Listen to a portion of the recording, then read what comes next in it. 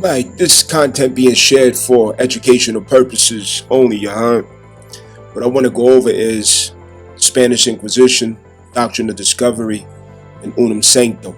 Understand? So you can go to my website and you can read up on it, PDF form. I have it in there, okay, so you can get the thorough details about it.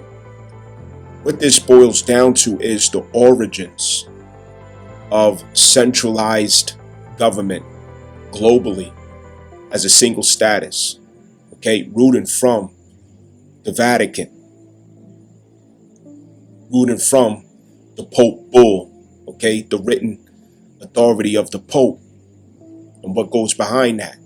Also knowing the difference between Christianity and Constantine Roman corporate expression under the guise of Christianity. Understand? And so we're going to go over some of this stuff, but this is where it started at, where somebody else owns your identity. It started with this. And this is where it started at. The reason to hide language and law, to disguise meanings in words. This practice had to begin with this because land, property, rights, status, jurisdiction of natives all over the world, aboriginals all over the world, okay, were robbed by these people.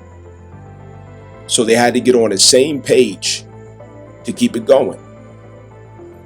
And the estate of the same people who they robbed is what kept them afloat after the banks fell. Understand that. What was that, 1834, when Doctrine of Discovery and the Spanish Inquisition came to its decline, as everything throughout the nations began to solidify in the new forms of corporate orders rooted to Unum Sanctum, the Vatican.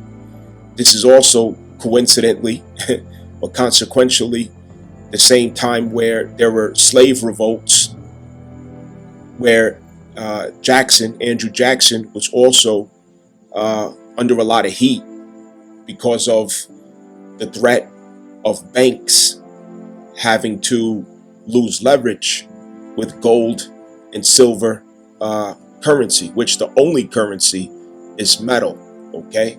That's the only currency. Everything else is fiat, okay? This was the first sign of having to switch to fiat. Once you switch to fiat, you no longer have a nation. You no longer have that status. And that was a whole crisis with, just a few years later, Lincoln, okay, would bring the country to bankruptcy. And that was a time where the status of a republic was then lost, and they had to go de facto democracy using fiat money instead of actual currency, which changed everything. And that was the basis for establishing the 14th Amendment, because it was to utilize those who had the status of being slaves as debtors, okay, as debtors through taxation, understand? And those slaves were also Moors. And with them being Moors, their identity was hidden from them so that they could not collect on their estate against the de facto status government, against the shrinking currency after the Spanish Inquisition and Doctrine of Discovery lost its momentum by ruling of the later Pope. Okay, they had to keep it afloat through someone else's estate, someone else as a surety bond. Okay, and that is the whole point of hiding identities of who is who. Okay, who's a Moor, who's a Hebrew, who's indigenous, who are the Coppertone people, who is who. And people's identities were hidden under labels like Negro, Black, Colored, so on and so forth, African American, so on and so forth. Because in hiding the identity, someone else assumes the jurisdiction, the status, and the state of the ones whose identity is stolen or lost. Okay, so this game is now being attempted all over again by the late Israeli state, the late state of Israel, which is not a state, it's a corporation that's trying to force itself as a state. But because they don't have the backing of the Spanish Inquisition or the doctrine of discovery or the manifest destiny as the homeboys, who procured this corporation, under that force, they don't have that opportunity. So they're saying to United States, hey, y'all got to help us out, because the Vatican is on our back, giving us pressure about establishing ourselves so that they could collect, you know what I mean? But we don't have the same vehicle that you had, Spanish Inquisition and doctrine of discovery, manifest destiny, to establish ourselves. Basically, Israel is homeless, just like the European settlers who came here. They was homeless, okay? And instead of sleeping on somebody's couch, they claimed the whole entire house under the muscle of a government that's bigger than them. And that's exactly what Israel is doing. The exact same thing all over again, except they don't have the backing of Spanish Inquisition and doctrine of discovery. However, everybody is subject to Unum, Sanctum. That still remains the same. And that's part of the pressure and demand to produce, to get the money flowing and going. Human trafficking is how it was done in the beginning, and human trafficking is how it is still being done now. Okay? So this whole Epstein files and Epstein being tied to Israel and all this stuff, there's a lot of significance to that. Understand? So anyway, let's get into this. Pay attention. Put the pieces together. This is not in depth, but it's a review, because I know that, some people like reading and some people don't. You know what I'm saying? So I want us to be on the same page when I refer to these details. You heard? Come on, let's get it. The Holy Inquisitions of the Catholic Church began in the 12th century and were created to root out and punish heresy throughout Europe and even the Americas. Spanning several hundred years and arriving in different manifestations in many countries, the Inquisition was infamous for the severity and variety of its tortures, especially the targeted persecution of Jews and Muslims. Perhaps the worst variation of the Holy Inquisition was in Spain, which dictated daily life, politics, and instilled fear for 400 years, resulting in some 32,000 executions. What were the Inquisitions? What was the Spanish Inquisition? And how did it end?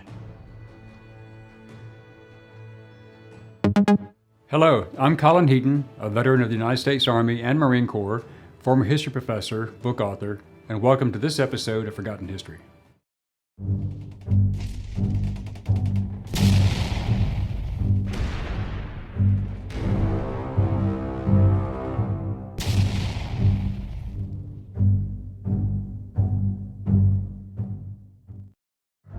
Starting in 1184, Pope Lucius III sent selected bishops to southern France to track down heretics called the Cathars. This sect denied the divinity of Christ and practiced their faith outside the doctrine of the Church in Rome, which was considered heresy. But the Cathars were not alone in being targeted. During the same period, the Church also pursued the Valdensians in Germany and northern Italy. In 1231, Pope Gregory charged the Dominican and Franciscan orders with tracking down heretics. Almost like a plague, the inquisitors would arrive in a town or city and announce their presence, giving citizens a chance to admit to any heresy. Those who confessed immediately were punished, with sentences ranging from going on a pilgrimage to a public flogging or being placed in the stocks. Anyone accused of heresy was forced to testify. if the accused heretic did not confess, torture, and possible execution were inescapable. These accused heretics who were denounced were not allowed to face their often anonymous accusers. The accused received no counsel and were often the victims of false accusations and vindictiveness. Now, let's think about heresy. You know what I mean? As we go, let's really think about this. Heresy, it's adherence to a religious opinion contrary to church dogma. Okay, I'm looking at the Merriam-Webster dictionary for the diction of that word. Understand? Okay, it's not the etymology of, but the diction or the use of this word. Okay, denial of revealed truth by a baptized member of the Roman Catholic Church. Roman. Okay, that's the key word right there. The Roman Catholic Church. And what context does this put this in? It's the fact that this was the dawn of Christian nationalism through the Roman Church. And through the Roman Church, the context that goes in is the fact that it's Constantinianism. Okay? It's not Christianity. It's Constantinianism. And what that means is it's the political and military strategy under the guise of Christianity that Constantine established for his political advantage, for his militant strategic approach to the claim on society. It has nothing to do with Jesus. It has nothing to do with Christ. Ain't got a motherfucking thing to do with spiritual value and principle. It's about power and using what's already in the hearts of the people to justify your lust for that power and control. You are justifying it through that means. Constantine found the justification in knowing that subjects of Rome were in love with Jesus. They were in love with Christ. They were devout Christians. And here this nigga go, playing along with it, acting like he believed, establishing what we know today as Christianity. Before then, these were not Christians. These were devotees of Christ who were Jews. There's no such thing as Christianity until Constantine coined it as that through the Council of Nicaea. Understand? Through the Council of Nicaea. Do we understand that? Jesus was not a Christian. He was representative of the Christ impulse, which came before that embodiment, and which continues after that embodiment. The Council of Nicaea established it, coined Christianity, the same way that they coined every other corporate, fictitious character and entity of a title and name, a registry, from person to countries. Such as, for example, China is Manchuria. Chinese are Manchurians. The corporate entity is China. You understand? So that's where all this stuff started at. Gotta know the difference. Christianity is a whole different fucking ball game. That is well alive in Ethiopia as it originally was. Rudolf Steiner, okay? That is one of the greatest minds I have ever heard to explain and teach Christianity and the Christ impulse. Because here's one thing that will always stand to be the case. Truth is truth, no matter what religion it is. No matter what spiritual discipline it is, truth is truth. If you really are a Christian, if you really are a Muslim, if you really are a Jew, your expression is exactly the same of truth. What you see as good, bad, right, and wrong, it is exactly the same. There are very few differences that you can see in one from the other if you are sincere, because the bottom line of it is to walk in the image and likeness of God. That's the bottom line. It's a how-to. It's a how-to. The principles and values will remain consistently the same. Different language, different approach, different culture. But the value of every religion is the same. You go to Hindu, you go to Hindu culture and religion, or religion if you want to call it that. Muslims, Christians, so on and so forth, it will always remain consistently the same, because truth is one. There's one truth. There's one love. There's one light of singularity. And it's the human, it's the person who either is sincere with it or not, who is devoted or not.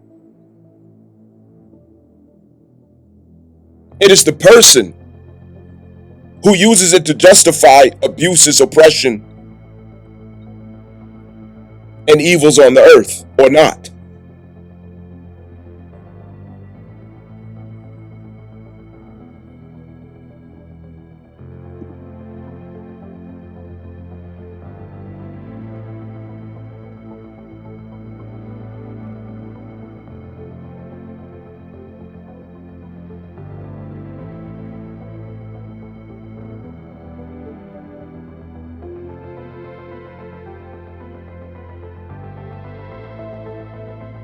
Anybody who they found who is not entirely committed, devoted, or loyal in theology, in belief, in practice, and lifestyle, if you was caught in contradiction to Constantinian's Council of Nicaea Roman expression of Catholicism, which in essence is animism,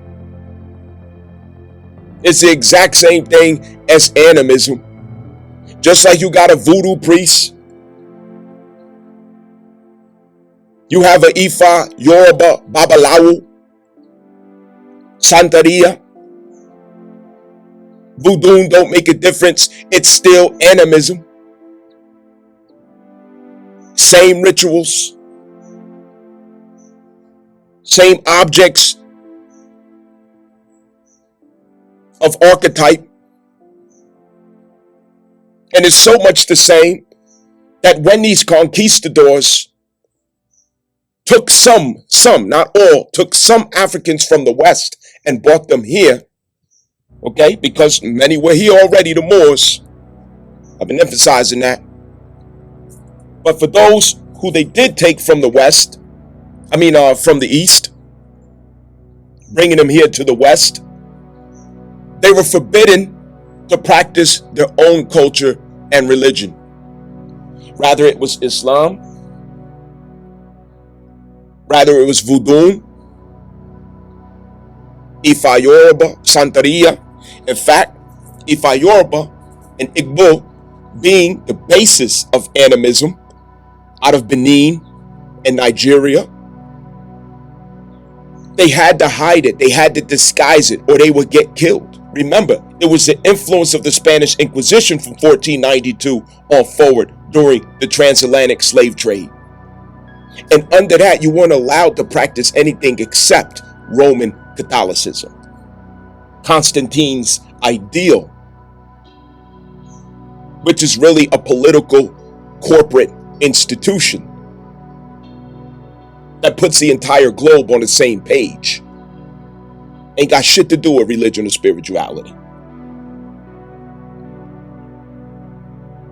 But the animism, that's how voodoo was born. That's how Santeria was born. Under the Spaniards' colonies, the slaves were forbidden to practice the African traditional spirituality, in which they were devoted to their what's called Orisha. The Orisha are forces of nature. In fact, they are the archetype of the planets, who many of us know as the Elohim, each one in correlation to the planets. Understand? And so, in order to practice their religion, they disguised it under Catholicism, which is exactly where Santeria came from. That's Santeria, to disguise the African animism under Catholicism. And when you go to the other side with the French colonists, it is called voodoo. When you disguise African animism under Catholicism, it's the exact same thing. The exact same fucking thing. So while the Spaniards thought that they were chastising somebody for practicing something different than them, to their own ignorance, they was practicing the same thing. Because guess what? Constantine was an animist. He wasn't a Christian. He hid his own animist religion under Christianity, just like Africans did with voodoo and Santeria. These dumbass niggas didn't even fucking know that they was doing the exact same fucking thing.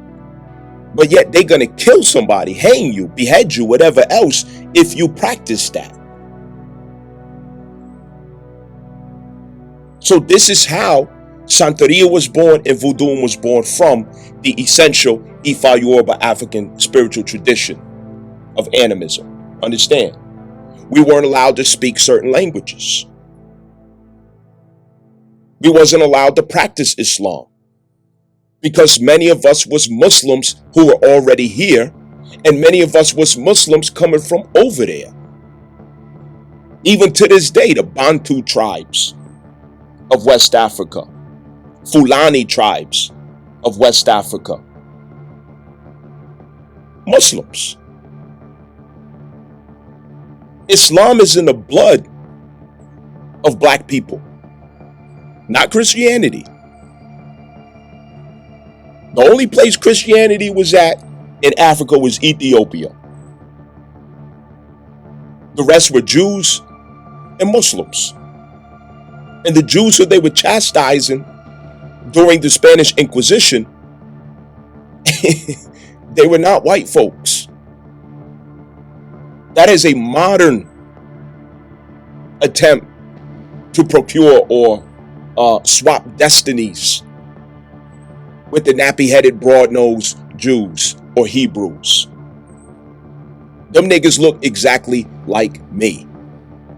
Nappy-ass beard, big-ass lips, broad-nosed niggas. Understand that. It was black Jews and black Muslims, so-called, if you want to use that word, called Moors.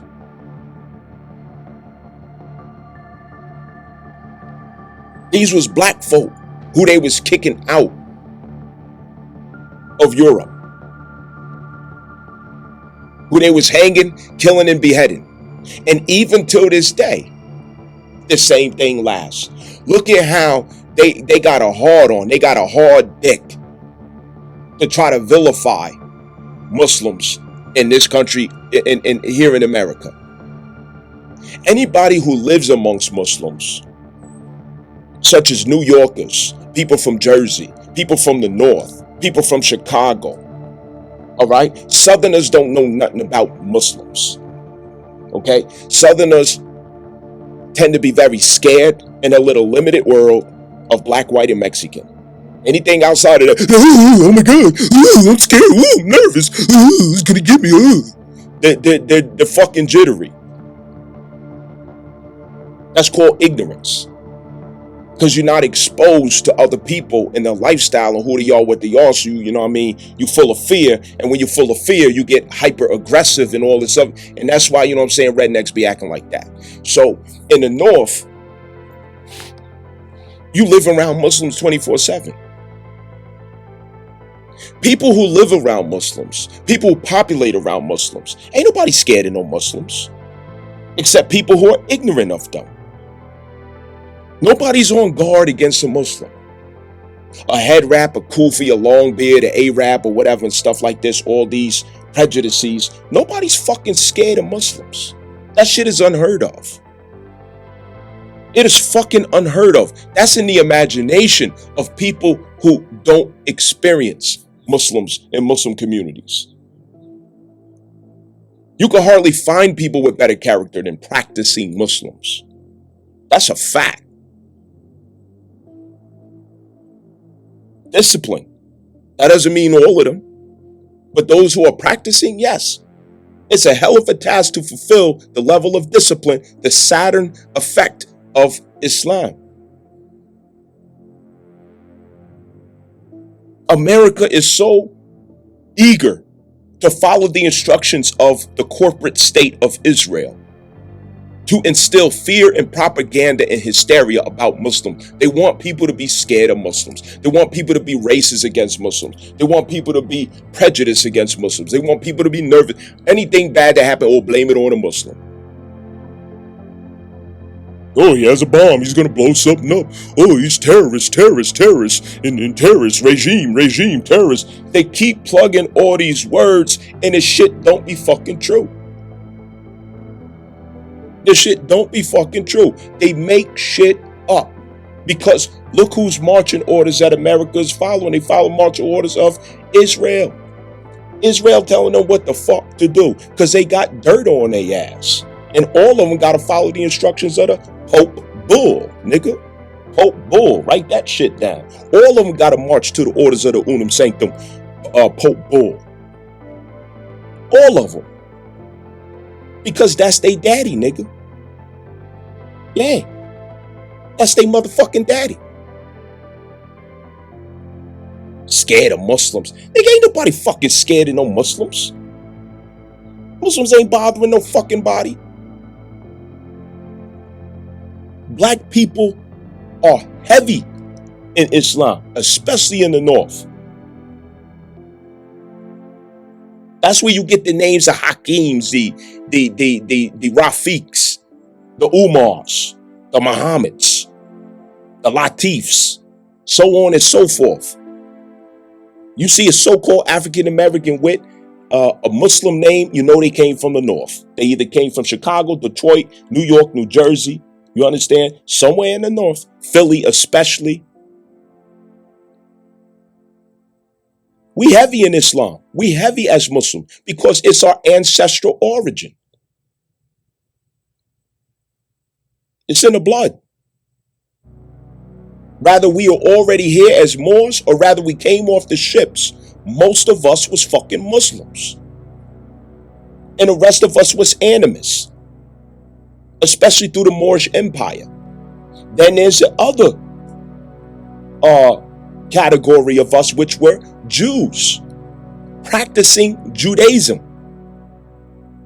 Those were the same nappy-headed niggas that the Spanish Inquisition was out to get, cast out of Spain. They were racist, prejudice, fear-mongering.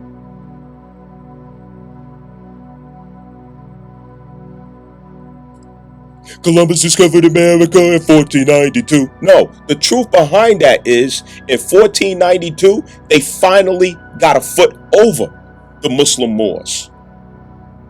That's what that's about. It was the end of the Muslim Empire, Moorish Empire, and it was the beginning of the Constantinian Christian Empire. That's 1492. That's the truth about it. The Spanish Inquisition, all that violence, hatred, and fear-mongering, abuse, oppression taking place in Europe and in Northern Africa, and they spread it through the doctrine of discovery. The doctrine of discovery is what spread the Spanish Inquisition, the doctrine of discovery. And that doctrine is on the authority of Unum Sanctum and the Pope of Rome. I could claim whatever land that I step on, write my name on a tree, stick a flag in the ground, all while having a cross on the chest, a cross on the ship, and some funky ass blankets, giving everybody STDs and diseases, some dirty ass niggas coming off them ships, raping, stealing, pillaging. These niggas was thugs, pirates. Yeah, they was mobbing across the seas. Christopher Columbus, dumbass, couldn't even navigate. He had to have a Moor to guide him across the seas. Yeah, because that's who Moors were. They were navigators. Christopher Columbus ain't know where the fuck he was going. This nigga making U-turns, GPS going the fuck off. He don't know where the fuck he at. That's why he called the shit India. He called the people he found here, the copper-skinned people, which is niggas just like me. Because you take a penny and put it on my skin, what is that? It's copper, nigga. I'm not fucking black. I'm copper. The fuck? Come on, man. Let's act like we got some fucking common sense here. This nigga was lost, seen some copper ass niggas like me, called us Indians because he thought his dumb ass was in India. He had the map upside down and fucking backwards. Probably wasn't listening to the Moor who was supposed to be navigating for him. You know what I mean?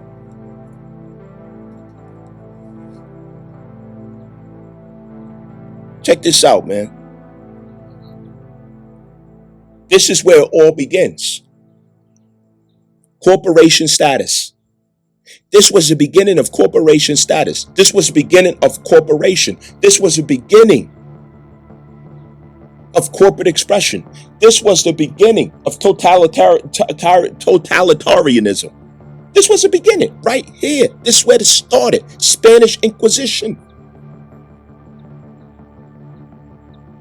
And today it progresses all the way up into Christian nationalism. A bunch of MAGA, red hat wearing, scared, fear-mongering,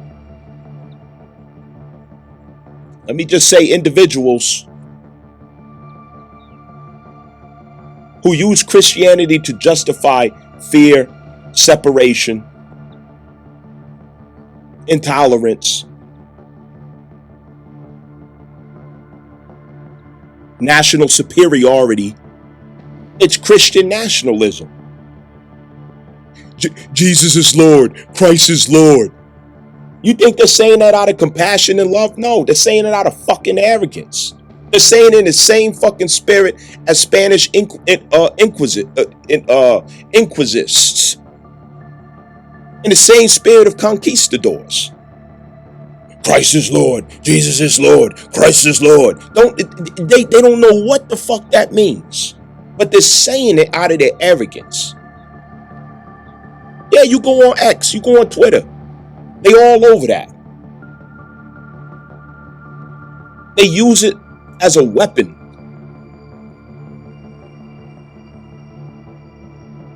In the same way, you got some, you know what I'm saying, some Muslims out there who do the same ignorant shit. Allahu Akbar, Allahu Akbar, Allahu Akbar, you know, and all this other stuff. You know what I mean? Unnecessary shit. You're expressing your defiance and arrogance in the name of of your religion.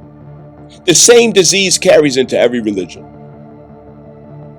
It's not wrong with the religion. It's something wrong with the person who's taking claim to it and practicing it in an oppressive manner. That's what's wrong with it. When you use it to justify the illnesses in your heart that you're spewing and spreading around. Yeah. Roman Christian nationalism all fucking over again. And they're spreading the same thing. Propaganda, hysteria, and fear about Muslims. They was in bed with the Jews. Matter of fact, I gotta correct that. They're not fucking Jews. They're Jewish. There's a difference between being a Jew and Jewish. Jewish means a likeness of, and they're not even a likeness of. They're Europeans cosplaying as Jews. Who are the Jews? Yeah, niggas. That's who the Jews is. That's who the fucking Hebrews are. Yeah. They gave us the corpse status through the 14th Amendment, and then they took the living status of the Jew. Come on, man.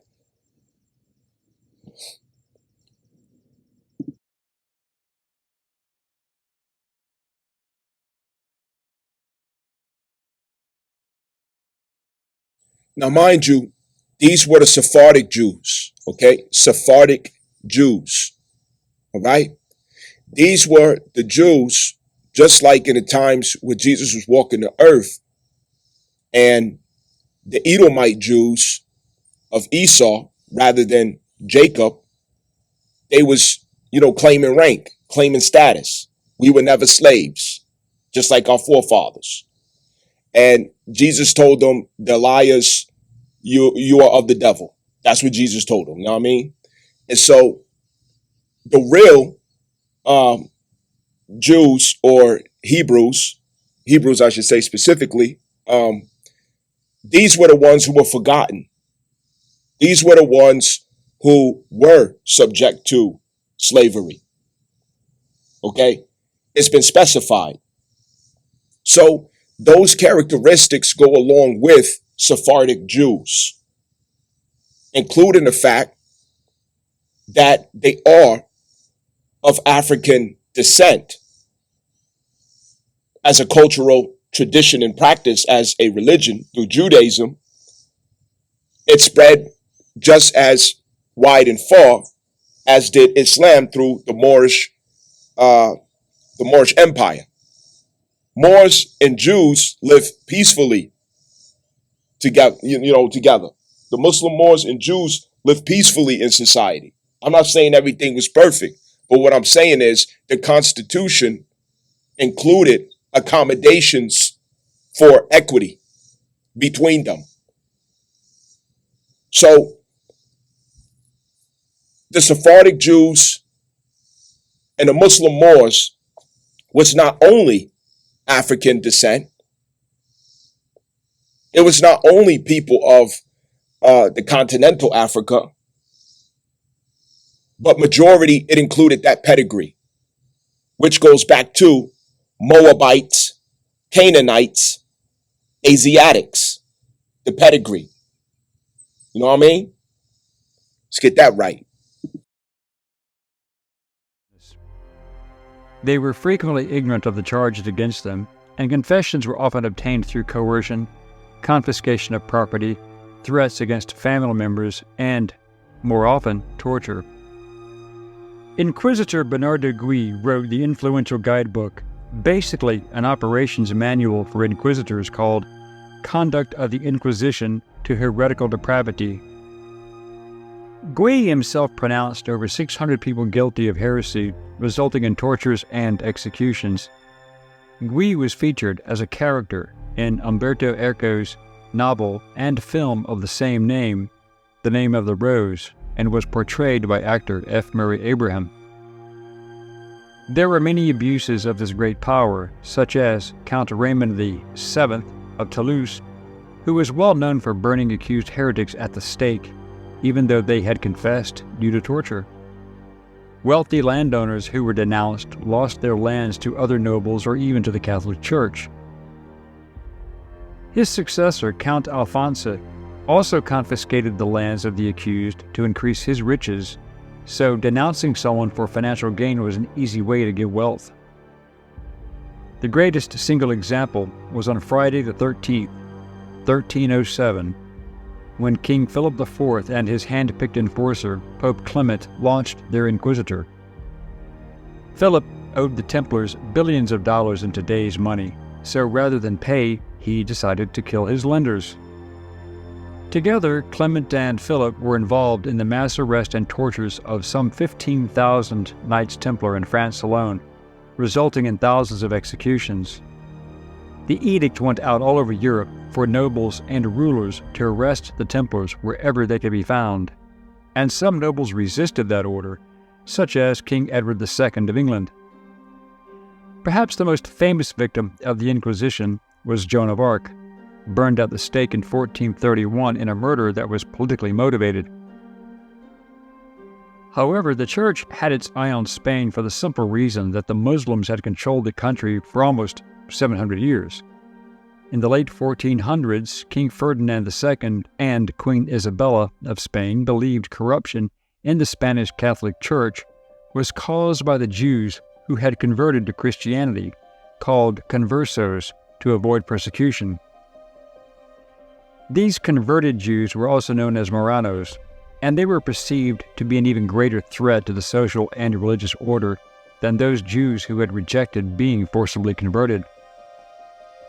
The medieval mindset blamed these conversos for every event that was detrimental to the people, such as plagues, famines, droughts, miscarriages of pregnant women, poisoning people's well water, and abducting Christian boys as forced converts, and taking children in general to make their bread.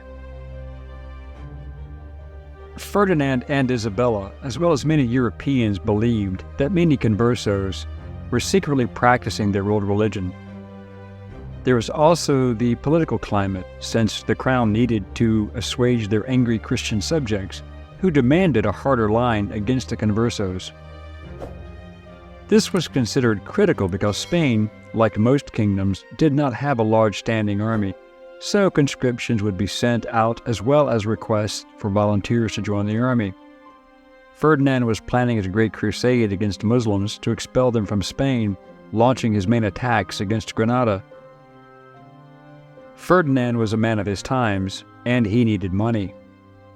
The Inquisition would serve several purposes. It was to pacify the Christian majority that something was being done to the Jews, especially the converted hidden Jews and Muslims. The Inquisition also allowed Ferdinand to confiscate the wealth and land from any and all persons who were accused of heresy, which would fund his military campaign to expel the Muslims from Spain forever. But Ferdinand needed a hitman, someone who could fulfill his wishes, satisfy the needs of the Catholic Church, as well as strike fear into the hearts of the population and impose a ruthless and indelible mark upon Christian Europe.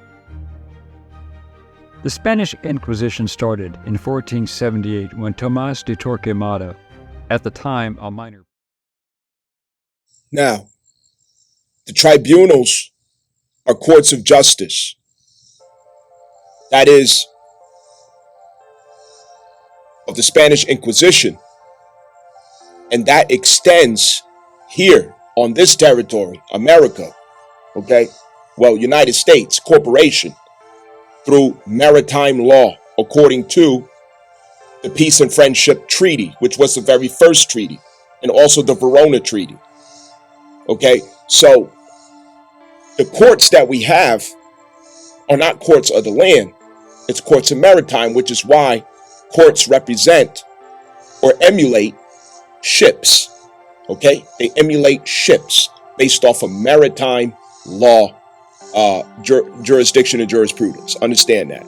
Okay, so tribunal is a key word because that's exactly what it is. And the tribunals that you step in here are under the jurisdiction of Spanish Inquisition, Unum, Sanctum, Vatican, okay? And that is registered through the UN, the United Nations. Anything that's under the United Nations is up under that status, okay? It's an extension of that maritime authority. A minor priest was consulted on the subject and, along with the crown, created the Tribunal of Castile to investigate heresy among the conversos. Initially, the tribunal was focused upon providing a much stronger Catholic education for conversos, making certain that they understood the Christian faith and all of its sacraments and teachings. However, as war against the Moors seemed to loom closer, called the Reconquista, that focus changed in 1480, and as a result, the Spanish Inquisition was formed into what we know it as today, and it was modeled after the previous Inquisitions in France, Italy, and Germany. The records reflect that in 1481, 20,000 conversos confessed to heresy, hoping to avoid execution. Following Bernardo Gui's playbook, the inquisitors made it part of their paid penitence that they denounce other unknown heretics. By the end of that year, hundreds of conversos and even thousands of family members denounced Christians and Jews and family members, and many were burnt at the stake. Again, referring to Bernardo Gui's manual for inquisitors, Torquemada began a unique program. Now, this should clarify right here, okay? Terrorism is not unique to or specific to any particular religion. You have terrorists in every religion, every belief system. You have terrorists because cowards, power-hungry people who lust for domination and control, who want to feel like they're pushing fear upon other people because they themselves are fearful. These terrorists like to use religions to justify such cowardly behaviors. So you can't fall for the propaganda of, oh, the Muslims are already, they're terrorists. Okay, so is it not terrorism for some white Christian males to stand in front of, you know what I'm saying, black people's yards, burning crosses with a fucking white sheet on? That was terrorism too, right? Yeah. Wasn't it terrorism for them to go to every nation on the fucking earth, pull up and rape, pillage, murder, stick a flag in the ground and say, this is my land, I don't care what you say, and if you do something, I'm gonna call the Pope and they gonna send some troops to whoop y'all ass, so yeah, this is our shit. Y'all can move up there in the rocks in the mountains, we keeping a good soil. Yeah, that wasn't fucking terrorism. The whole Jim Crow era, yeah, that was terrorism from white Christian males, okay? And Spanish Christian males all over the earth. But because they're in Israel's pocket, or Israel is in their pocket, they want to specify Muslims as being terrorists by nature or by default. No, there's no such thing. A human is a terrorist. A Muslim would never be a terrorist. A Christian would never be a terrorist. A person who's practicing Judaism, no. Nobody who is of God's wisdom would be a terrorist. If you get into acts of terrorism, that's your own sickness. It ain't got nothing to do with a religion. It don't have nothing to do with a belief system. That's your own sickness and perversion. Which again calls out the fact that it's not Christianity what these people was practicing. That was Constantinianism.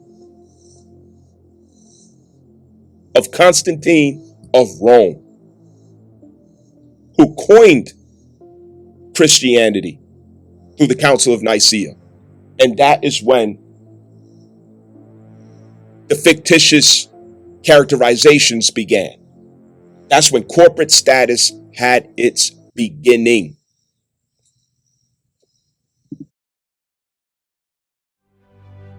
The Jews in Castile were forced into ghettos and were separated from Christians, their homes and lands confiscated, and then the Inquisition started.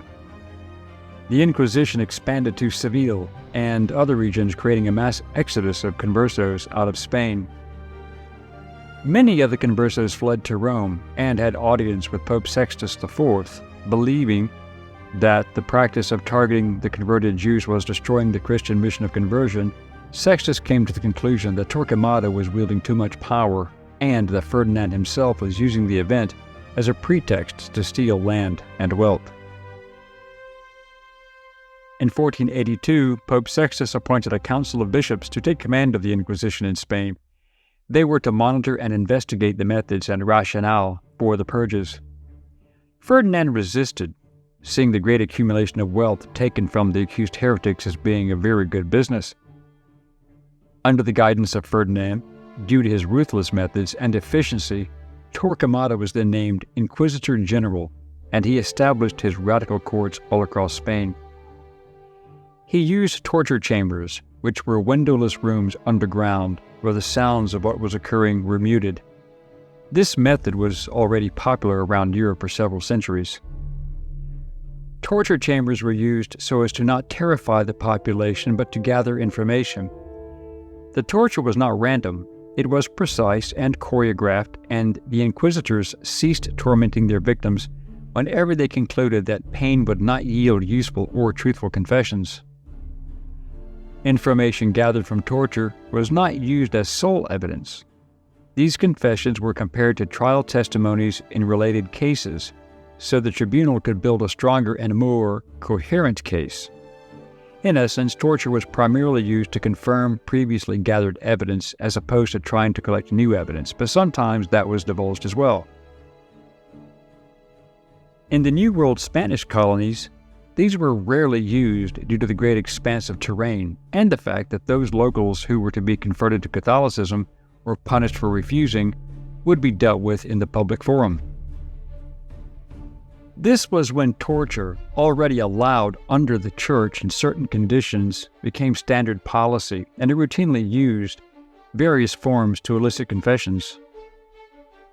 Torture by fire, suspension, meaning hanging someone by the arms tied behind their back, sometimes over a fire called the strappado, but had variations. The variations on the strappado included using weights that caused more resistance and pain. The inverted and extended shoulders would separate from their sockets. At times, jerking the hanging victim would cause the shoulders to break. An especially torturous variation on the strappado was tying the wrists of the accused in front along with the ankles, then adding weights before pulling the victim off the ground to hang. Reports of its use during the Inquisition had the entire process completed in about 60 minutes or less. A person's threshold for pain would have ultimately determined the strappado's success of eliciting a confession or at least useful information sought by the tribunal. While death was not usually the result, permanent nerve, ligament, and tendon damage was likely to be a result. Many times, others awaiting torture in order to get confessions would be allowed to watch as a victim underwent various forms of torture. This was psychological warfare in order to save time and hopefully have them denounce others. Another form of torture was the wheel, combining the method of the rack, which stretched the body, and strappado, which resulted in stretched and torn joints, ligaments, and broken bones. The public sentencing of confessed heretics was called the auto de fe, a Portuguese word, basically meaning to be confessed in public, where the heretics wore a sackcloth or hair shirt over their heads with a single eye hole. Those heretics who refused to confess were burned at the stake, with any chance at an appeal thrown away. In many cases, starvation was also used as a method of torture. However, not everyone was on board with these methods, and there were revolts against the Inquisition. For example, in 1485, an inquisitor died after being poisoned, and another inquisitor was stabbed to death in a church. Several inquisitors simply disappeared.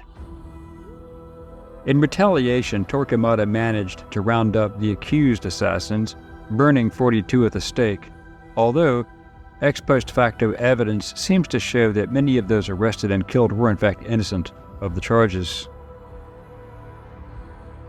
In true form for any dictatorial egomaniac, Torquemada sealed his own fate when, after running out of high-profile targets, once most of the conversos were either dead or fled Spain, and with the Muslims expelled in 1492, and in order to keep his own job, he investigated members of his own clergy for heresy, charging a few monks just to keep the story alive.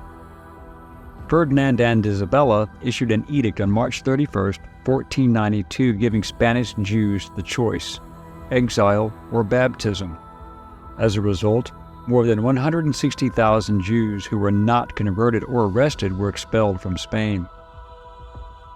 The result of his heavy-handed methods was a flurry of complaints to the new Pope, Alexander VI, who believed that Torquemada required a heavy hand to rein him in. Torquemada was no longer the sole judge, jury, and executioner. He was forced to share the leadership of the Inquisition with 4 other clergymen until he died in 1498, which was under mysterious circumstances. The number of burnings at the stake by Torquemada was exaggerated by Protestant critics of the Inquisition decades later, but it is generally estimated to have been about 2,000 people that he killed this way. Following Torquemada, Diego de Deza took over as Inquisitor General. He is historically overshadowed by Torquemada, but he was even more ambitious and corrupt. He expanded the search for heretics and arrested hundreds of accused heretics, including members of the nobility and local governments. Some of the wealthy were able to bribe their way out of imprisonment, torture, and death, reflecting the level of corruption under de Deza. As bad as Torquemada was, at least he could not be bribed. After Queen Isabella's death in 1504, King Ferdinand promoted Cardinal Gonzalo Jiménez de Cisneros, the head of the Spanish Catholic Church, to Inquisitor General in 1507. Jiménez had been a Torquemada appointee in Granada and was famous for persecuting the Islamic Moors with ruthless efficiency in Valencia and Aragon. As Inquisitor General, Jiménez pursued the fleeing Muslims into North Africa and convinced Ferdinand to continue the military action. They invaded and they captured towns in Morocco, establishing the Inquisition until Jiménez was dismissed in 1517 after years of complaints from prominent conversos. The Inquisition continued unabated and extended into the New World colonies of Spain. Under the Supreme Council of the Spanish Inquisition were 14 local tribunals in Spain and several in the colonies.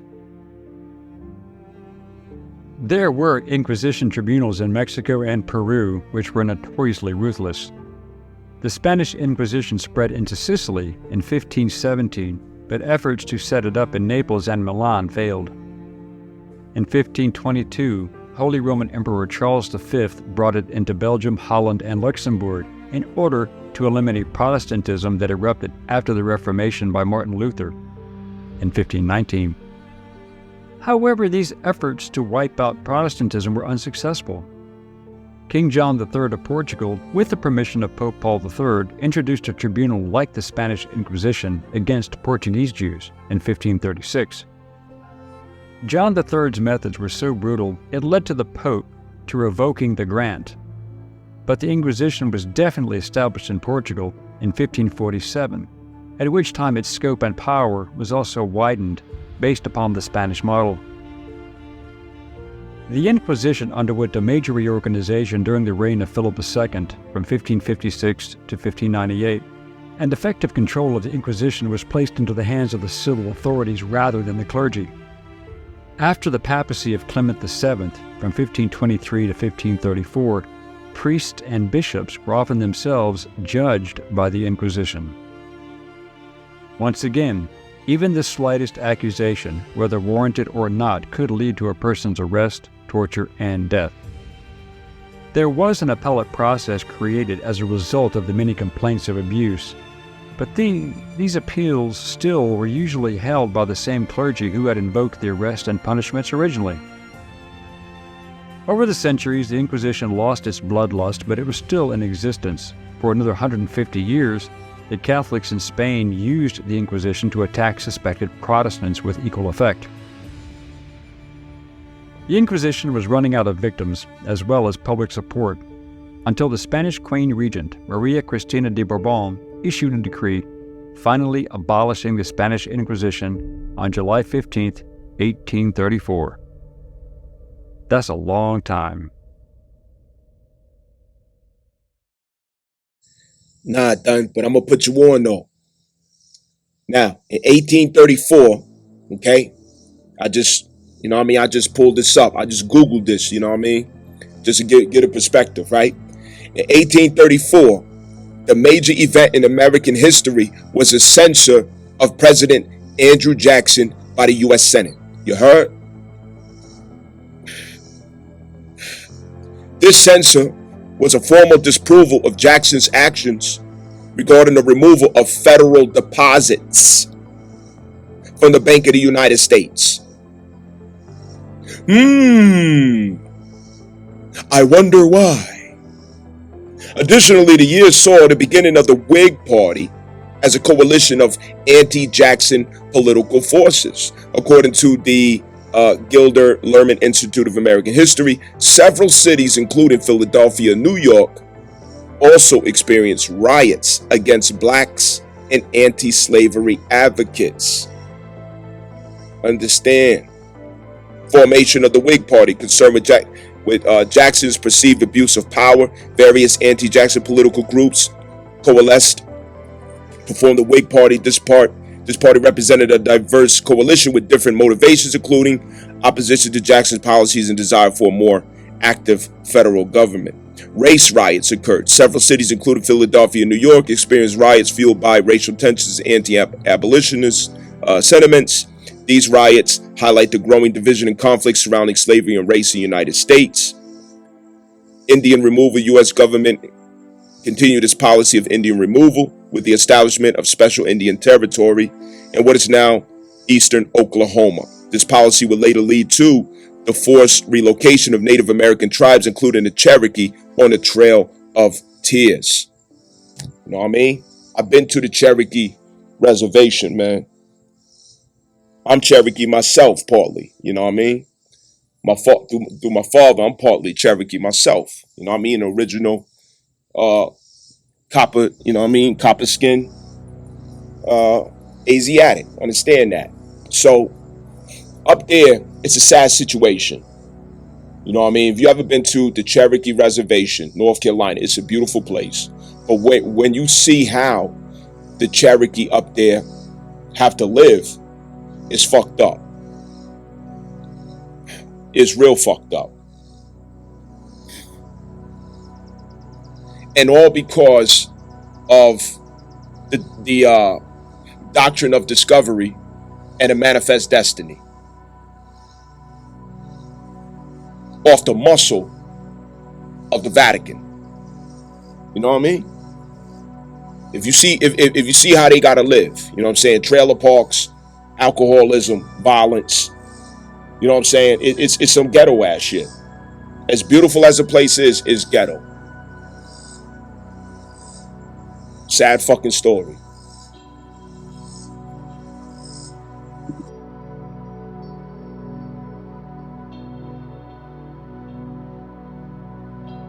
All right, so let's get a walkthrough on the Unum Sanctum. You heard? Let's get a walkthrough on the Unum Sanctum. The Unum Sanctum, what this did was it put the world on notice, okay? Through the Spanish Inquisition's spread, through the doctrine of discovery, it put the world on notice that there's one head, there's one power, there's one in control, there's one person in control, and that's the Pope. And through the Pope Bull, which is, you know, that's basically his loud horn, you know what I'm saying? If he sent a text message out to everybody, that's called a Pope Bull back in the day. You know what I'm saying? Like, its weight is heavy when a Pope send a scroll out to niggas, you know what I'm saying? That mean y'all niggas violate, you might get beheaded. You know what I'm saying? The Pope was on some gangster shit. That ass. These niggas was ruthless. You know what I mean? And so in doing so, that set the standard right there through Unum Sanctum. Look, justified by my interpretation of Paul and divine biblical texts and references. I'm justifying the ideal that I'm that nigga in charge and all y'all gonna kiss the ring or you gonna get fucked up. That's basically what this nigga said. You know what I mean? I'm saying it in a ghetto fashion. You heard? You know what I'm saying? I'm saying it real New Yorkie right now.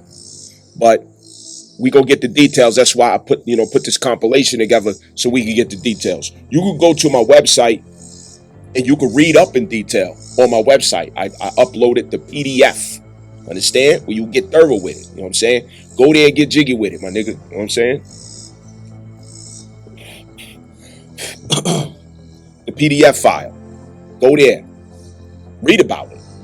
Spanish Inquisition, Doctrine of Discovery, Manifest Destiny, Unum Sanctum. You know what I'm saying? Read about it. Read it. See for yourself. This is why today we are nothing but numbers.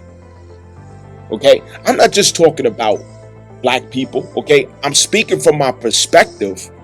But when I'm speaking from my perspective, I'm talking about all of y'all. I don't care what race or demographic you are. That's not what's important.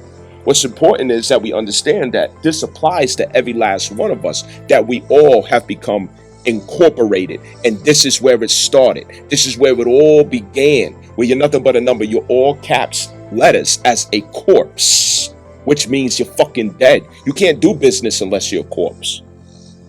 You know that. You got to be a corpse to do business. The only way to do it different is if you have agency. An agent acts on behalf of a dead corpse, which is why you have, an attorney or, which is an agent of law or equity. Understand? So this is where all of that started. Unum Sanctum, everybody getting on the same page. If you have a baby today, it's going to get converted by a birth certificate and social security number, all caps, name stamped on that, okay, without your consent, $60,000 T-bonds, and you don't get a penny from it. And simultaneously, if you notice, after the end of the Spanish Inquisition, okay, just like I just, I read to you about 1834, what major events took place in America, and went straight to the banks. And there was an uproar, about slavery and black people. Okay?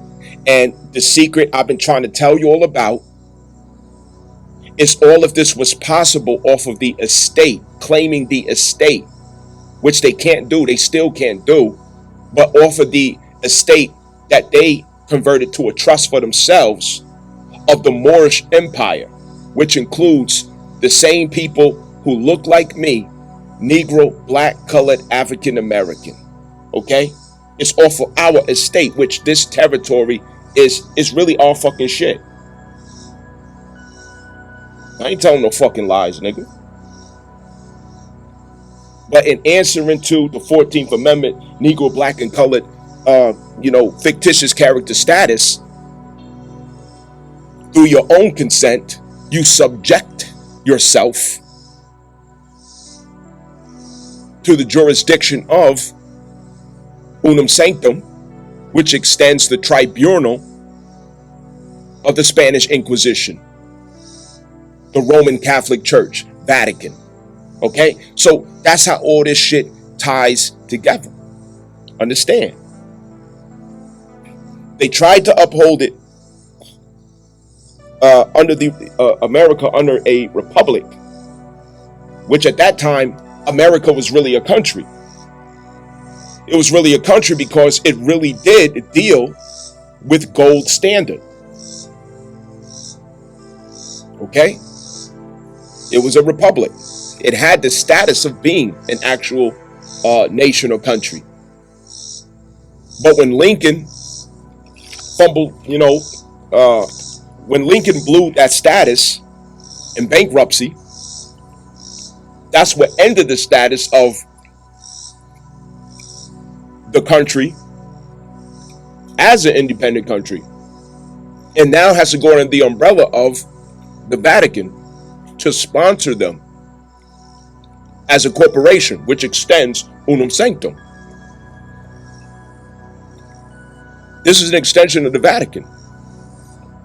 It doesn't stand independently as its own nation. Just like Israel, they in the same boat. The only difference is United States, through doctrine of discovery, manifest destiny, they was able to kill off and enslave, push out the natives that they found here and establish themselves as the authority of the land through lies and deceit, stealing, trusts, T-bonds, surety bonds, to play on legal language. Israel's trying to do the same thing, but they're early in the game. Israel's doing the exact same thing that the conquistadors and settlers of this United States corporation did. They're trying to establish themselves as the authority of a land that don't fucking belong to them. But they're so late in the game to where they can't express the doctrine of discovery or the manifest destiny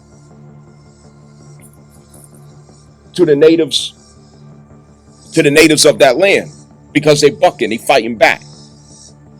You know what I'm saying? You hit me, I'm gonna hit you back. That's how those Muslims of that area is playing the game. They ain't fucking around. So they having a hard time. But they're trying to do what Big Brother did. The state called Israel. It's a state called Israel, but it's not Israel. That's what y'all don't get. Israel is not a particular location.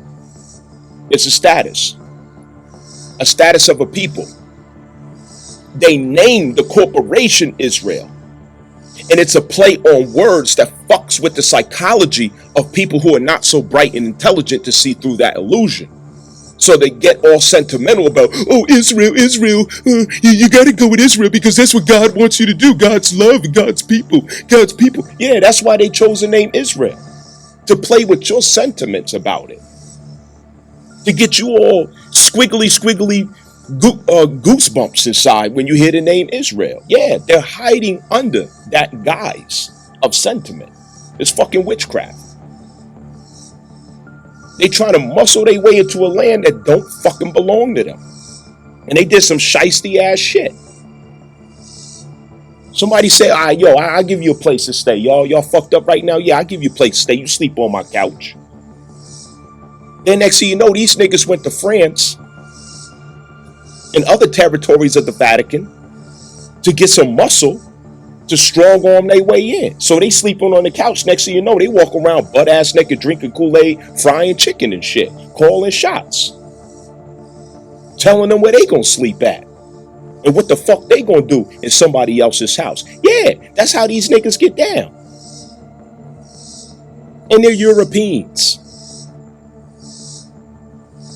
They're not Hebrews. They're not fucking Jews. They are Europeans cosplaying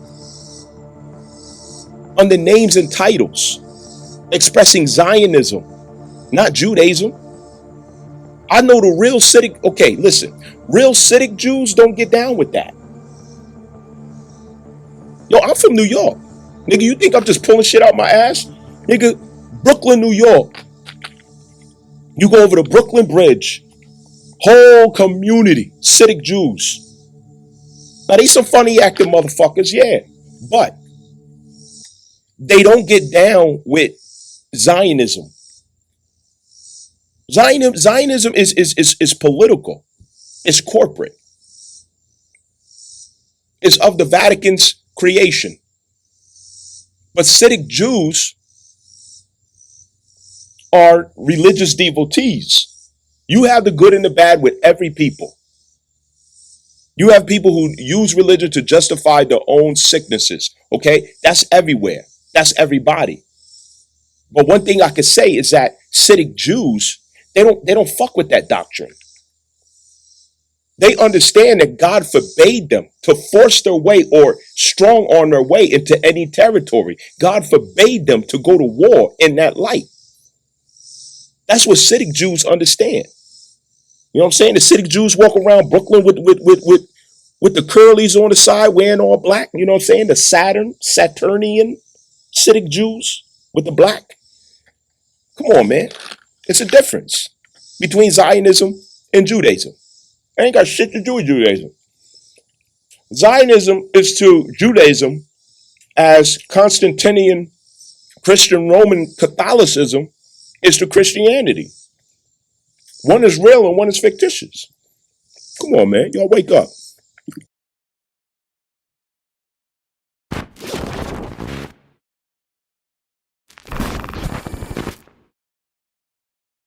He was a very short-tempered man and would be physically violent, and that actually led to some strong changes in regards to papal power through church history. Boniface took it up a notch for the popes. One of his famous quotes that he made was, "We declare," I'm going to read it here, "we declare, say, define, and pronounce that it is absolutely necessary for the salvation of every human creature to be subject to the Roman pontiff." Okay, so he was making it clear that you must fall under the authority of the Pope in all matters, temporal and eternal, spiritual, political, all matters are beneath the Pope of Rome. That kind of a claim was pretty strong. It hadn't been made. There were people that felt that way, but it wasn't actually issued in official documents until Pope Boniface VIII came along. Now, why did that happen? There was a conflict between King Philip IV of France and Pope Boniface. Basically, what the King of France wanted to do was start taxing the Catholic Church. He saw the great wealth of the Roman Catholic Church and felt like if they're going to meddle in the government affairs, they should have to pay a portion into the governments. They should be supporting the governments. And so he required payment from the Catholic churches in France. Pope Boniface did not like this. He was very angry about it. And so he told the clergymen in France there not to pay anything to the King of France. As a result, the King of France no longer allowed gold or precious stones or silver to be sent to the papal states that the Pope was in charge of. So that cut off a lot of revenue to the Pope. So if the Pope's not going to pay some taxes in France to the King, then none of the wealth in France is going to go to the Pope. So you follow the money and you'll see this great conflict between the Pope Boniface, and King Philip IV. So they're going back and forth fighting over this money. And Pope Boniface issues this decree, this declaration. I'm going to try to pronounce it. It's Ausculta Fili. Ausculta Fili is how it's pronounced. And what that said is that every government power, everyone must be subject to the Pope of Rome. When this document that the Pope had signed, put a seal on it, everything, it's official, when that was sent to Paris, right away, as soon as it got there, Philip IV took it and threw it into the flames. He threw it in the fire and burned it up. He didn't want anything to do with that. He was rejecting the authority of Boniface. So Boniface then released the Unum Sanctum, which said everyone is beneath the Pope of Rome. It said what he had said before, but with a little more gusto, basically. He really drove the point home that everyone's beneath him, and even your salvation depends on you being beneath him. So that quote I gave you that he's famous for, it all came as a result of this conflict with the King of France at that time. He was trying to show himself as the most powerful man on earth. over all matters. Okay, spiritual, carnal, everything. For all nations have drunk of the wine of the wrath of her fornication, and the kings of the earth have committed. See, that part right there is what started the status of world orders. Okay, global. It started the status of world orders. It was founded right there with the Pope. Notice he mentioned France, okay, because the United States Corporation was first registered, or re-registered, that is, with France, okay, and that was with Lincoln. And Lincoln pretty much sabotaged the situation of reverting from a Republican state into a democratic state or status, which is a big part of why they had to get him up out of there. You know, because he insisted that the country be ruled according to or consistent with the Constitution as a republic, because that was an agreement between the Moroccan Empire and United States corporation settlers. Okay, so after France registry, it was Puerto Rico, which, you know, the pronunciation Boringua, and then Guam. Okay, it had to be registered just like any other corporation of corporate status, corporate domain. Okay, so what he just described, this is centralization. Okay, it's one of the first expressions of global centralization, of why the events that happen from land to land, country to country, nation to nation, many times are orchestrated from the same headquarters, taking the same marching orders. Okay, so there's a reason for everything. And I'm highlighting this because all of you got social security numbers and, you know what I mean, birth certificates, everything else that you didn't even sign, you know what I mean, somebody else did, you know, without your consent, so on and so forth. And I'm not, you know, I want this to come to a call to action, and the call to action that I wanted to come to is, let's become aware of the difference between our corporate status and our natural status as man and woman who stands in the image and likeness of God. You know, let's start there with how we create our reality. Let's start right there. The earth have committed fornication with her, and the merchants of the earth are waxed rich through the abundance of her delicacies. And I heard another voice from heaven saying, Come out of her, my people, that ye be not partakers of her sins, and that ye receive not of her plagues. For her sins have reached unto heaven, and God hath remembered her iniquities. How much she hath glorified herself and lived deliciously, so much torment and sorrow give her. For she saith in her heart, I sit a queen, and am no widow, and shall see no sorrow. Therefore shall her plagues come in one day, death and mourning and famine, and she shall be utterly burned with fire. For strong is the Lord God who judgeth her. And the kings of the earth who have committed fornication and lived deliciously with her shall bewail her and lament for her when they shall see the smoke of her burning, standing afar off for the fear of her torment, saying, Alas, alas, that great city Babylon, that mighty city, for in 1 hour is thy judgment come.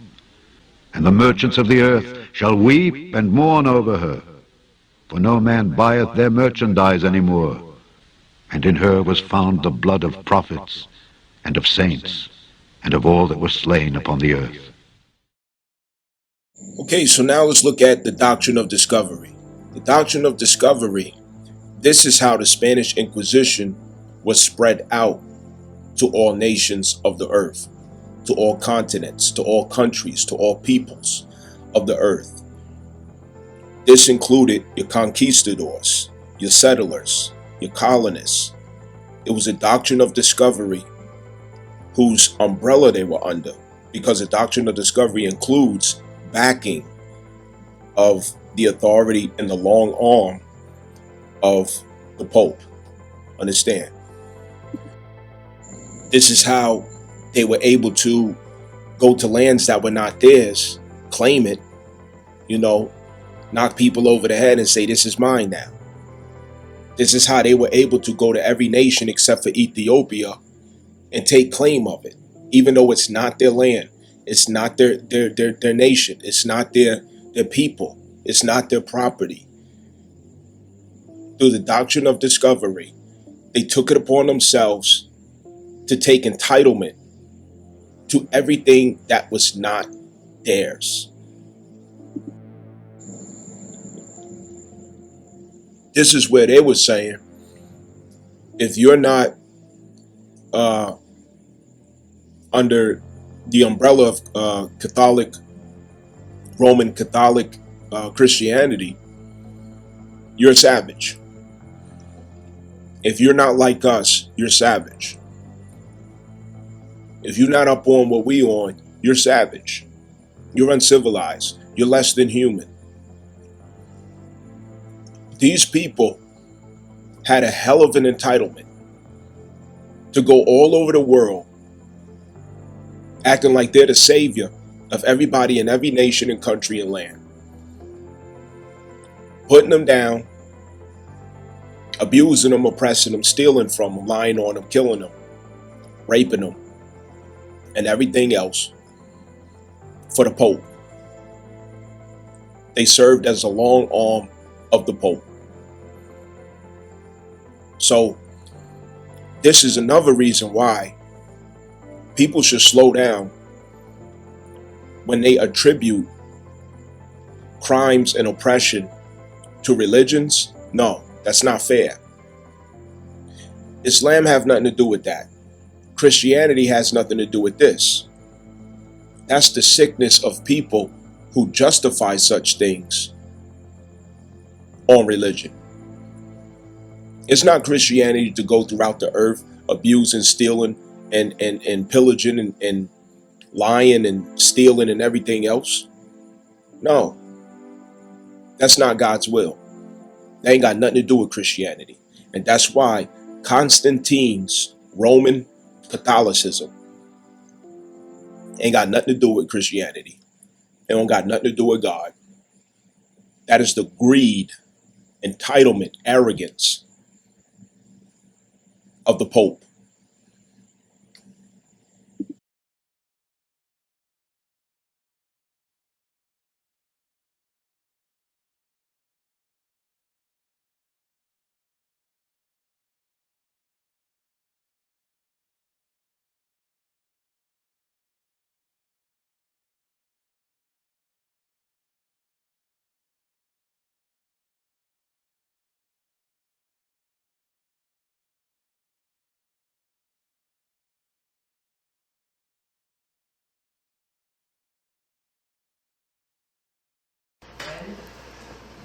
Invade, search out, capture, vanquish, and subdue all Saracens and pagans whatsoever. Reduce their persons to perpetual slavery, and convert them to his and their use and profit. Anyone know what I'm reading here? These are the words of Pope Nicholas V in a papal bull, or an official edict of the Catholic Church in 1452. This papal bull, followed by many others from 1452 to 1493, collectively became known as what's called the Doctrine of Discovery. The Doctrine of Discovery is this series of papal bulls that is the church in Europe saying to the nations of Europe, wherever you go, whatever lands you find not ruled by Christian rulers, those people are less than human, and the land's yours for the taking. It was this Doctrine of Discovery that allowed European nations to colonize Africa and enslave the African people. It was also this Doctrine of Discovery that let Columbus, who was lost at sea, land on a continent inhabited by millions and claim to have discovered it, because there were no people here. The notion of discovery is a racist colonial concept that assumes the dehumanization of people of color. If you don't believe me, I welcome you to put your car keys and your smartphones out in front of you, and I will come by and discover them for you.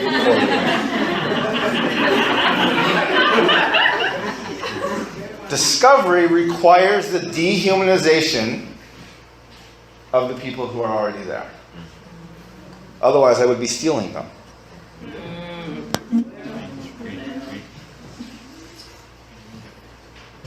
The doctrine of discovery is a systemically racist doctrine. In 1763, King George drew a line down the Appalachian Mountains. And he said to the colonies that they no longer had the right of discovery of all lands west of Appalachia. This upset the colonists, and so they wrote a letter of protest. In their letter, they accused the king of raising the conditions of new appropriations of land. They went on in this letter to write that he has excited the domestic insurrections amongst us and has endeavored to bring on the inhabitants of our frontiers the merciless Indian savages. They signed this letter July 4th, 1776. 30 lines below the statement, all men are created equal, the Declaration of Independence refers to natives as merciless Indian savages. Now, that's a point to make right there. See, the Constitution in its original form was originated by those who owned this territory, which they referred to as Indians, the first one who they found. The copper skin or copper tone people. That includes Moors, Aboriginals, natives, people that look just like me. If you put a penny on my skin, it's the same color, not black. The forefathers, the founding fathers so-called, they did not originate the Constitution. It is not of their nature, it is not of their instinct, it is not of their intuition to originate such at that point of evolution of themselves. That's not how they thought. It's not how they seen things. They did not weigh justice, mercy, care, society in that matriarchal fashion. That matriarchal fashion was informed by people who seen the world and life and society and civilization in a different way. The Constitution enlightened the forefathers. Many of the forefathers had holy Qur'ans in which they studied Islam. That's a fact. Matter of fact, pause this right now and make sure I'm not lying. Check me if I'm lying. Even Napoleon Bonaparte, he took pride in calling himself Little Muhammad. These people were infatuated with Islam and Muslims, the Quran, Sharia, and Fatwa, Islamic jurisprudence, because that is what informed the Constitution. Their editing in the Constitution reflected their mindset at that point in time in evolution of the settlers. Their mindset was very much imbalanced. They saw everyone who was not like them as lesser than, inferior, property, subjects. There's no way that they could originate the Constitution that does not speak in that language or tone, attitude, or spirit. It is a word of fairness, equity, common law, sovereignty, justice, order, protection, advocacy. It is matriarchal in its essence. That's the proof right there that the forefathers did not sit down with a pen and a paper and think up the Constitution. Them niggas didn't even think like that.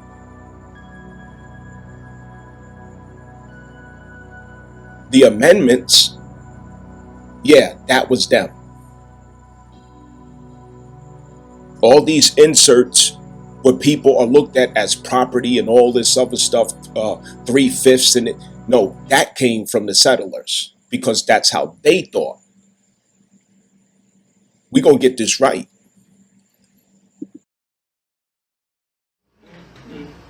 The only reason they said all men is because they had a very narrow definition of who was and who was not human. There it is, right here. Merciless and being salvagist. The Declaration of Independence is a systemically racist document. A few years later, the colonists wrote down the words, "We the people of the United States," in order to form a more perfect union, to establish justice, ensure domestic tranquility, provide for the common defense, promote the general welfare, and secure the blessings of liberty to ourselves and our posterity, do ordain and establish this Constitution of the United States of America. However, just a few lines later, Article 1, Section 2, they never mention women, they exclude natives, and they count Africans as 3/5 of a person. Clearly, we the people does not mean everybody. We the people means white landowning males. Now maybe you're thinking, but wait, we corrected that. Yeah, and then about 90 years later, we passed the 14th Amendment. The 14th Amendment extended the right of citizenship to any person born under the jurisdiction of the government in this continent. However, that did not give women the right to vote. That didn't come until 1910 with women's suffrage. It did not include natives because we weren't seen as allegiant to the government, and we didn't come into the nation until 1924. It did extend the right of citizenship to former slaves. But we often forget that it was the 14th Amendment in 1970 that was part of Roe versus Wade that was now used to conclude that unborn babies are not human, and therefore they can be aborted. What this demonstrates is that the heart of our Constitution is not a value for life, but a practice of dehumanization and a value for exploitation and profit. Therefore, the Constitution of the United States is a systemically racist document that assumes the dominant has the right to decide who. No, it is not. Okay? I got to correct him on that. The Constitution is not a racist document. Everything is not about racism. Okay? So he's going a little overboard with the race card. What it is that at that time of conscious evolution of the settlers, their mindset had to come a long way in evolving to understand how to express and relate to matriarchal wisdom. Okay? They were very savage in their thinking. And the edits that they made, the modifications that they made to the Constitution, reflected racism, inequality, arrogance, oppression, tyranny, so on and so forth. But that was at the point of evolution that they were at. They didn't know how to think any other way. Look where they were coming from. After being influenced enough by Islam, because they were devout scholars and studiers of the Holy Quran, after studying the life of Prophet Muhammad sallallahu alaihi wasallam, Rahiq al-Maktoum, after being influenced by so-called Native American tribes and Moorish Aboriginal Muslims, their consciousness evolved. So I don't agree with him that the Constitution is racist. No, it's not. It's the most perfect written document in history.